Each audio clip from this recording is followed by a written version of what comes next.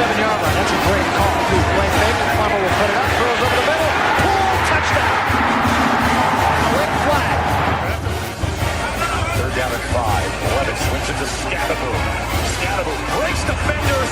Here he goes again.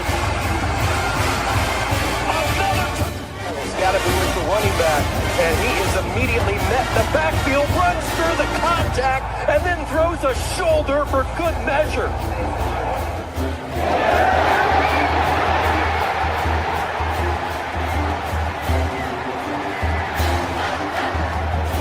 Revenge on this team this year. That is true. High in the air. Right center field. Brandon Compton. Welcome to 2025.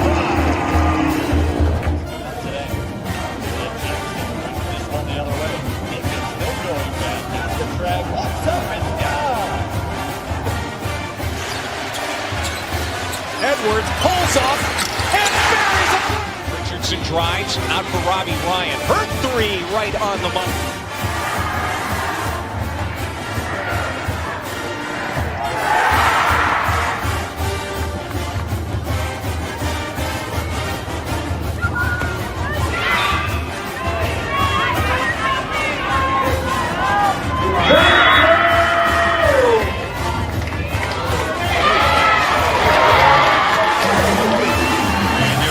Takes his shot for Darby. Flag out. Doesn't matter. Touchdown.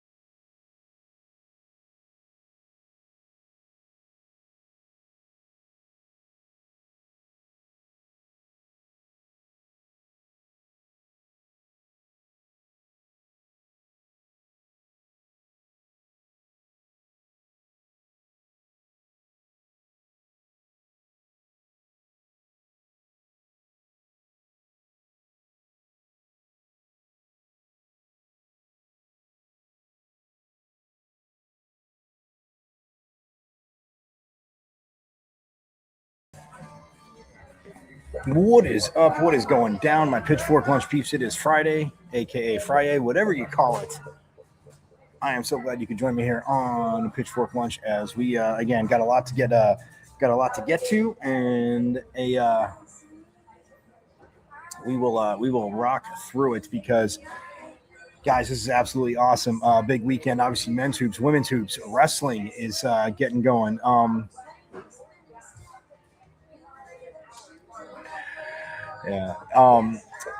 Men's hoops, women's hoops, wrestling. It is all in full swing.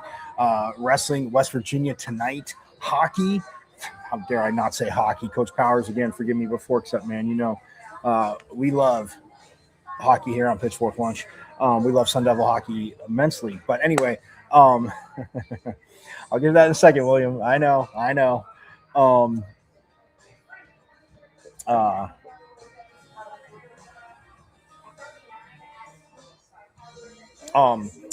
So it's hockey obviously has Miami of Ohio in here this weekend. Absolutely crazy. Be a hell of a matchup. for this team again, getting back to NCAC play above 500. Then they are just again rocking it. Men's hoops again looking to bounce back against Kansas State. That is tomorrow. Women's hoops Sunday at TCU, ranked TCU. Molly Miller's 15-1 team, absolutely rocking it. And I mean it's they're 16-1. See, I said you see, look at that. They are 16-1, mind you not. And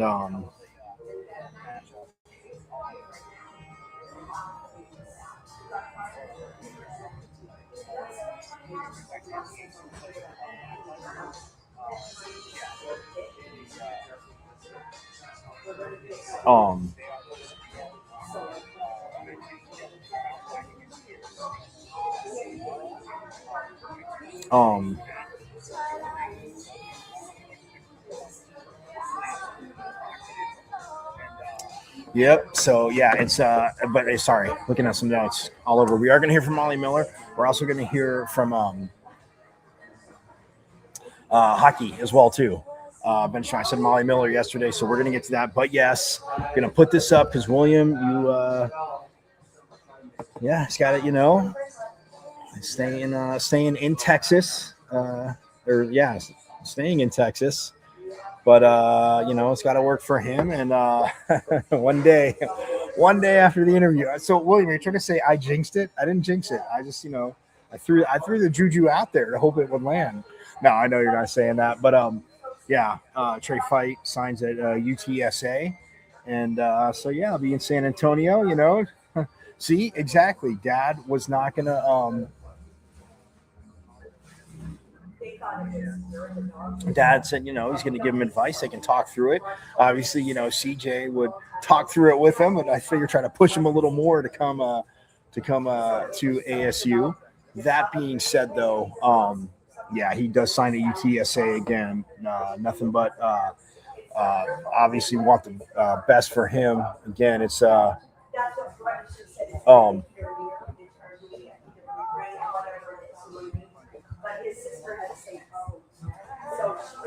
nothing but the best for Trey there, as he will be at UTSA, as we saw. So, but again, I am Michael Caratino at Diablo00 on X, the artist formerly known as the Twitter. You guys can check out the show live there every day, Monday through Friday, 12 to 1. Also my IG at michael.caratinudo.5. I know I've reminded you that a few times, but just put a dot between the first and last name, and then a dot after my last name and a 5, and you are all good to go. And then the YouTube channel, guys, it is Friday. I will remind you on Fridays, just remember that you go to YouTube, and every day you go to YouTube and you can watch live. I definitely suggest that, but subscribe to the channel because you have missed a plethora of phenomenal con reviews, coaches, players, voices, insiders, alum, parents. Again, it's just all here on the Pitchfork Lunch family. So again, go to YouTube and subscribe. It's at M as in Michael, V as in Victory, C as in Champ 005 at MVC005 on YouTube, and subscribe away. So yes, and then we got to that. Look, we're going to get right to Molly Miller. Molly Miller and McKenna Brackens speaking after, again, the dominant win talked about yesterday. But again, I want you to hear it because, again, she does bring up TCU. So in a spirit of preview, we will hear from, like I said, Molly Miller, and we'll wrap up that game kind of conference. And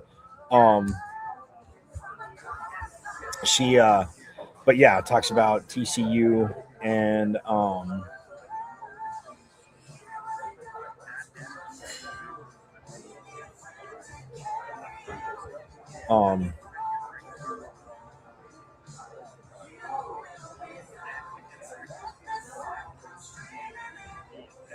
I could have swore. Do we not? Oh, that's that one. All right. Well, one momento, but we will. Yes, we are getting. I am getting to Molly Miller and McKenna Brackens. Yes, like I said, don't forget that. And guys, transfer portal absolutely huge. Friend of the show, Juan Roque, had a big post about that. Again, I can see what he's saying, man. He's a former player, so. The portal, the Devils have landed some guys that are going to come compete. Yes, can it be plug and play? Because I know a few of you probably thought I was going to say plug and play. Yes, they are capable of plugging and playing, but they're going to compete for it. Also, I didn't say this. Oh, awesome. Always good to talk to him. Cyrus Fiasau did get a medical waiver. He got a 6 year of eligibility. He had only played 4 games before his injury again, which is such a bummer.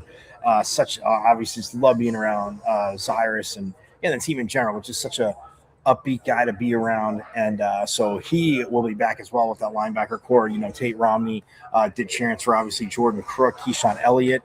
They are headed to the NFL draft and doing that. So that in and of itself, my friends, very, very awesome. But linebacker came in. So look, it ends on the 16th. There are some names. Hey, feel free to hit me up. Chances of getting Tank here tanked. Oh, hey, William, no. William, come on, man. You are awesome. We do not do negativity like that. Nope. And just for that, don't forget right here. Here you go, William. Bam, look at that. Look at Tank. I mean, CJ did get a new dog. Tank's got to come meet his cousin, I guess. I don't even know. I'm crazy like that. But they did not tank, man. I know. I like your laugh. So, hey, Tank will be here, or at least on an interview, but we got to get Tank out here, man. Aiming, sometime, well, spring ball would be cool, but we'll see. Maybe I don't know. I don't want to invite myself, but I could happen just to be out there, and I could do a sit down, with the fights, and obviously Tank will be the star of this thing. So there you go, William. There's making me laugh, man. Oh, that was a good one. The chances of getting Tank here, Tank. No. Oh no, that was a solid pun. You're right. But yeah, hockey night's gonna be awesome. You guys aren't at 7 p.m. Miami of Ohio, guys. Look, they did. They were 3-7-1 to start the season, and then they got that win. They got points at Denver, and they have clawed back. And their top line, guys, absolute money, and but all the lines, guys. That's the thing too. Yes, the top line is just shining, but like down to the fourth line, who's earning more and more minutes, as per Coach Powers. I heard it from. I played for you on Monday after the game, but then when we were out there on Tuesday getting sound, like this line is legit. And I mean, but all the lines are, hey, they perform, especially a fourth line, guys. If you don't understand hockey, a fourth line, is going to be your forechecking line, basically going to do a lot of the grunt work. And not that they can't score goals. I mean, in the NHL, you get a fourth line, yes, those guys can score goals. And at this level too, college hockey, UHL, you get what I'm saying, but you're also a fourth line, and you're going to be fighting for more time because obviously those, your top line, your one line, your two line, your top 3 lines, like you're going to get a lot of, out of them. So yes, need breathers, but the better they play, the more they play, the fresher the team is, guys. And again, in this conference, it's going to be absolutely huge. But all right, so we are ready for Coach Miller, and this is Molly Miller and McKenna Bracken's post game. After they beat UCF on Wednesday night. But yeah, we'll talk about TCU and wrapping up the game. And again, I said it yesterday, but we need to hear from Coach Miller. They are crushing it, as is McKenna Bracken's and the rest of the team.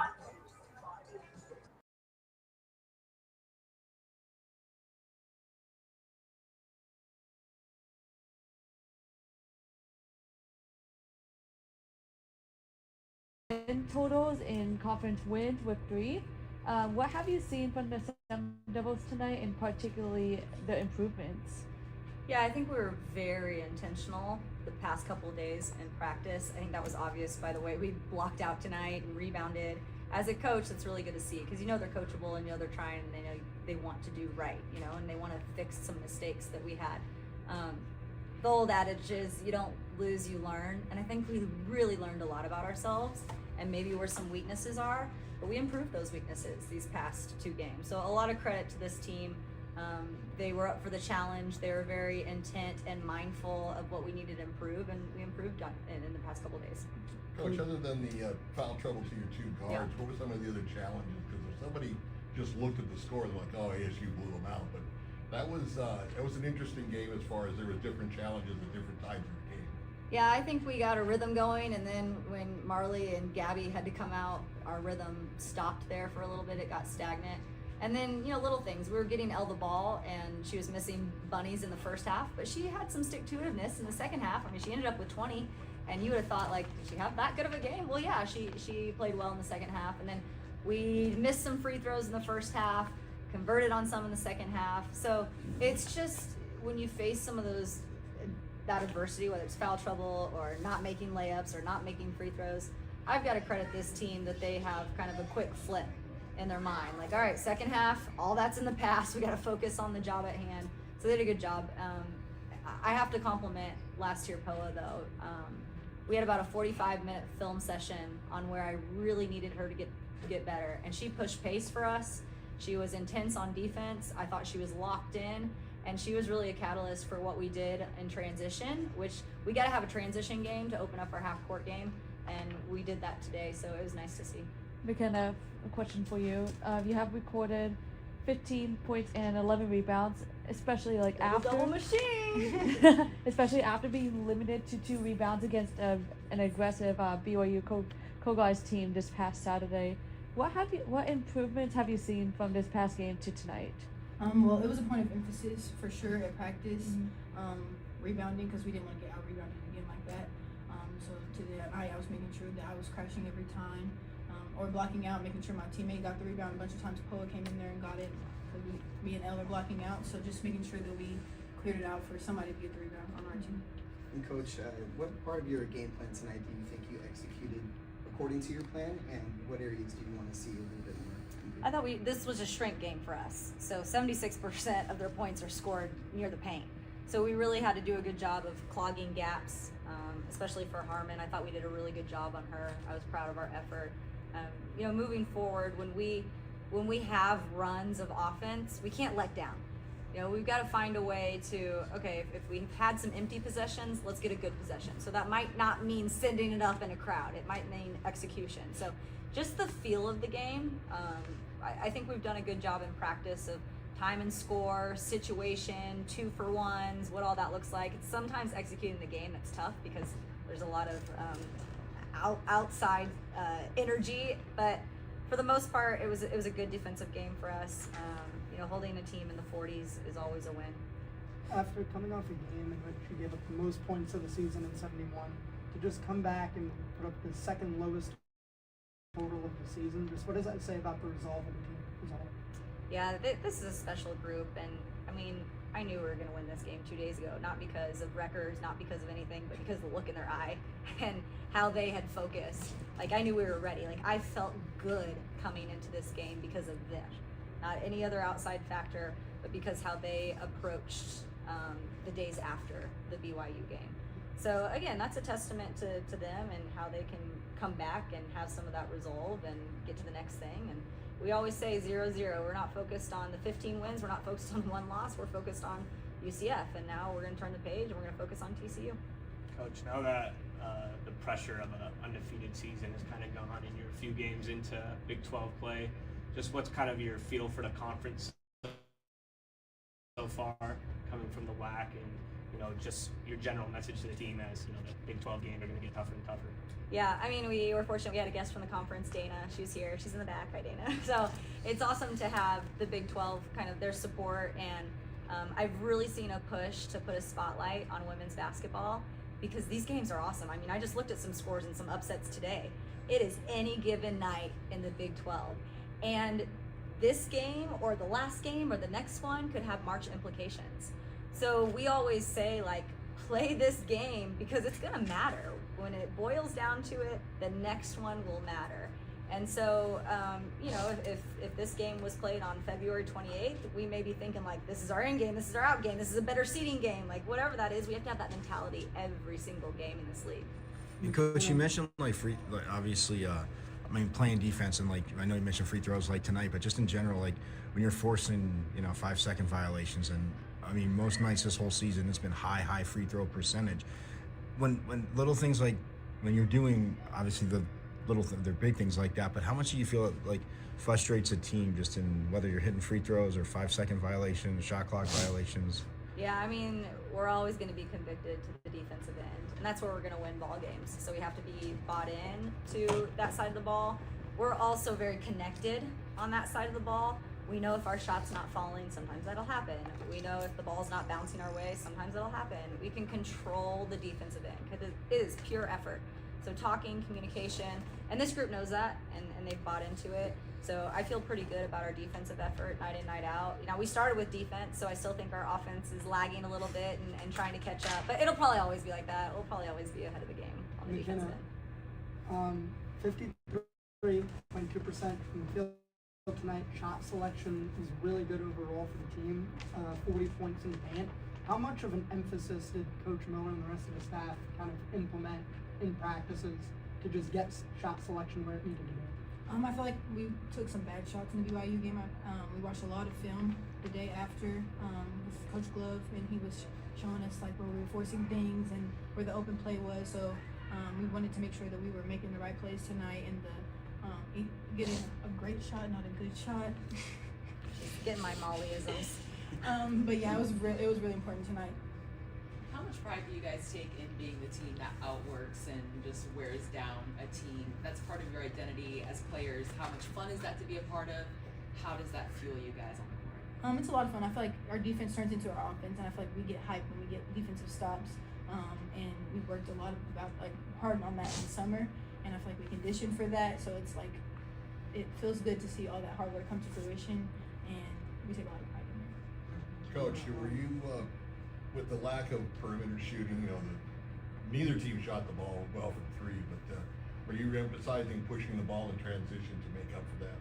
Yeah, we did a lot of that in practice, didn't we? We wanted to, you know, you put pressure on the defense when you can push pace, and we were yelling paint, because we want to get a piece of paint. In transition, you want to get a piece of the paint, then decision make from there. Whether it's a big stepping up, you can drop, whether it's a draw kick because they've collapsed in.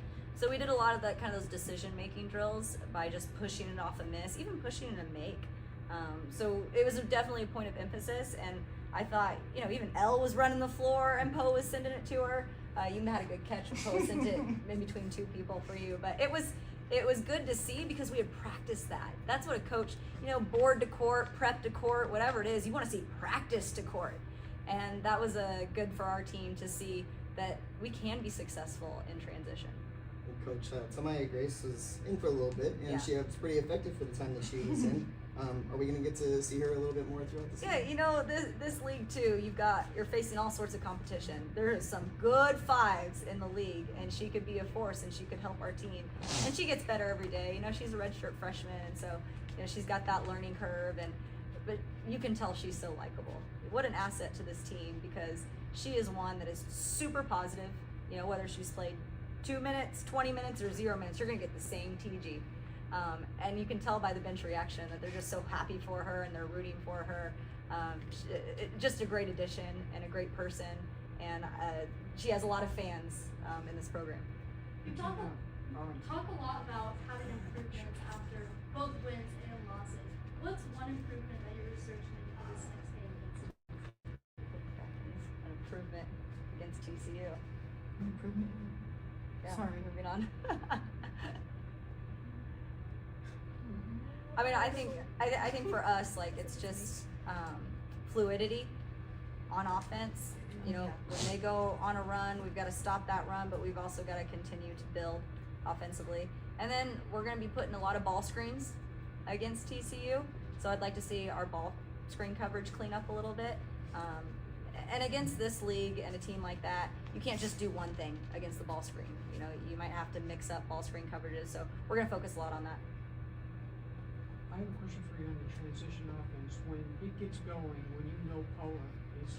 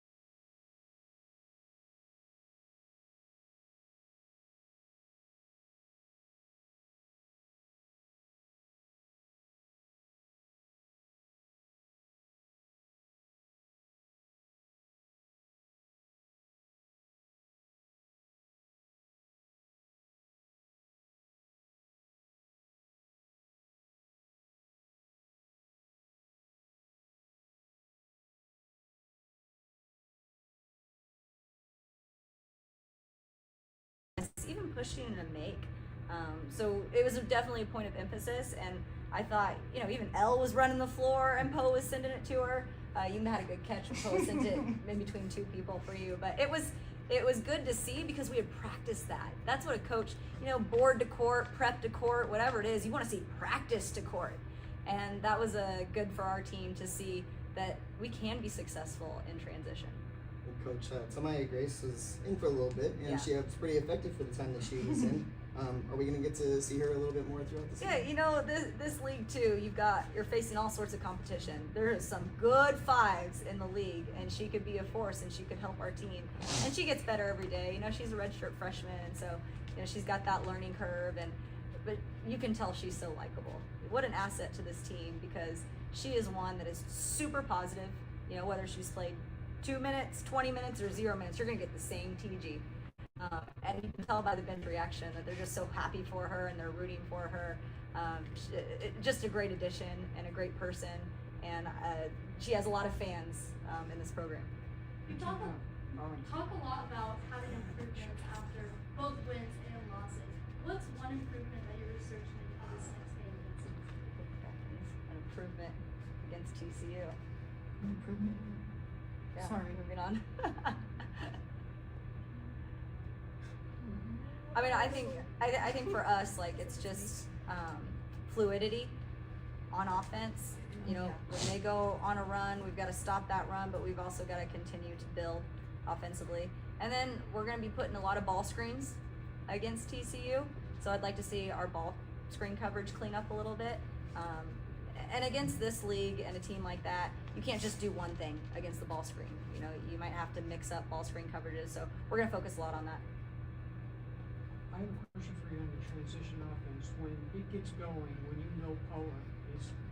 she's going to run, what's the mentality for the rest of you to say, we got to get down there because she's coming?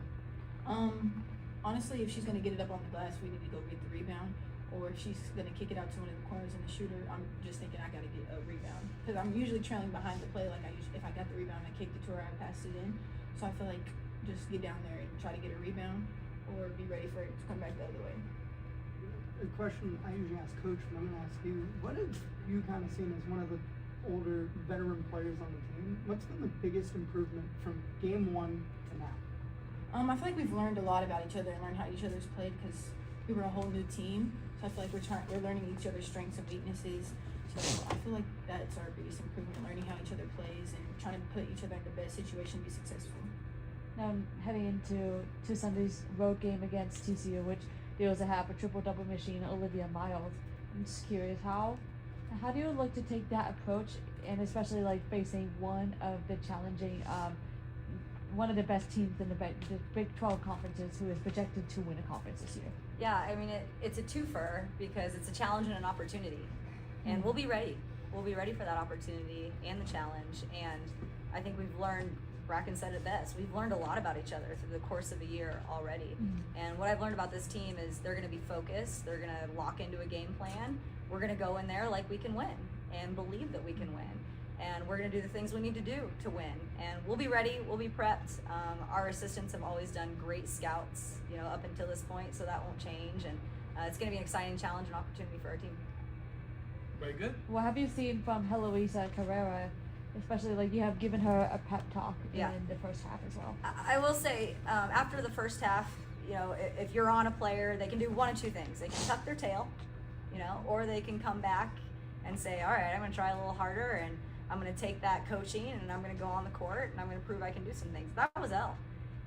She had some bunnies that she missed, and I'm sure that got frustrating for her, and everyone were like, come on, Elle, you got to finish. And she goes out and has 20. So her perseverance and her coachability, that is promising. And when you have players like that, then you can't count them out, right? They're not feeling sorry for themselves. They're going to get back and get even, and that's what Elle did. Everybody good?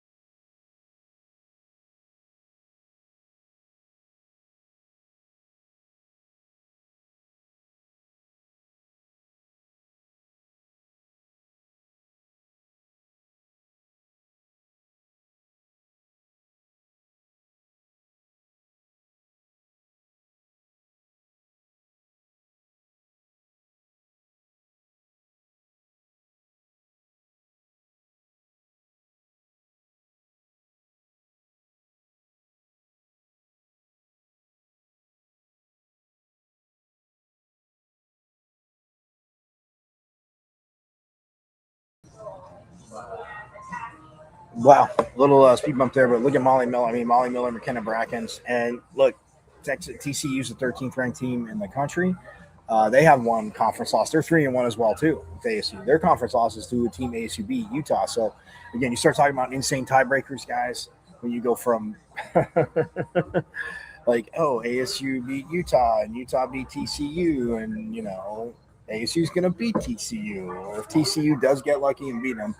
No, I won't say get lucky. They're obviously a very good team. We saw them in person last year. Yes, they graduated a few seniors, but yeah, they're pretty good. TCU, as they are, like I said, 17th or 13th in the country. Pardon me, sorry. Texas Tech is 17th. TCU is 13th in the country.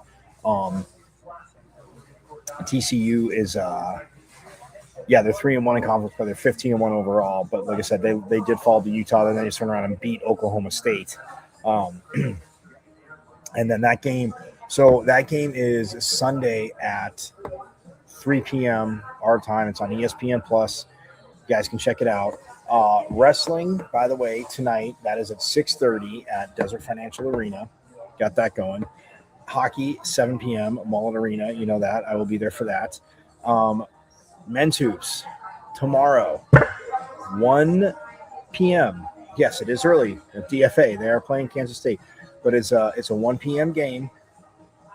So, yes, everything. And then gymnastics caps off the weekend, I want to say, on Sunday, as they and I want to say it's at 3 p.m.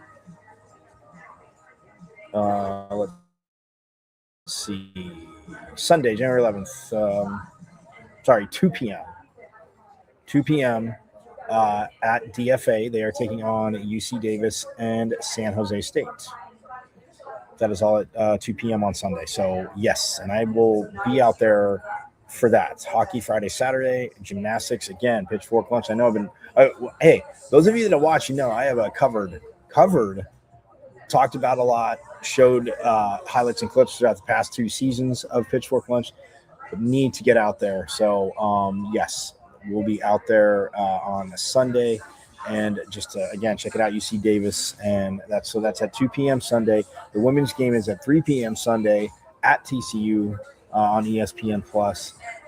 So yes, men's hoops Saturday 1 p.m. and then after Saturday we can start talking about Territorial Cup team down south Wednesday. But yeah, let's hear from. We are going to now hear from Cruz Lucius, hockey-wise, yes. We're going to hear from Cruz Lucius and goalie Connor Hasley, who, one of the goalies, and him and they've been going back and forth. Again, it's a great problem, phenomenal issue to have when you have a senior experience like that and a freshman that's coming in. It's just, again, like, picking up the speed and everything, and just they're dominating. So we are going to wrap with that, though, preview on that. But yes, Cruz Lucius and goalie Connor Hasley.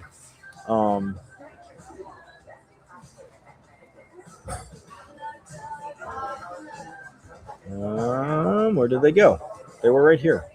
I promise you, they were right here.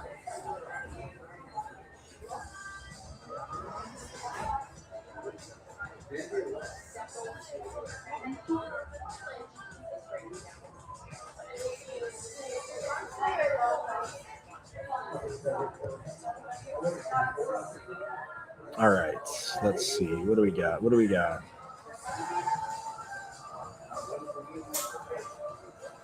Oh, there they are. All right, here we go. To how the weekend back at home after being on the road for a month.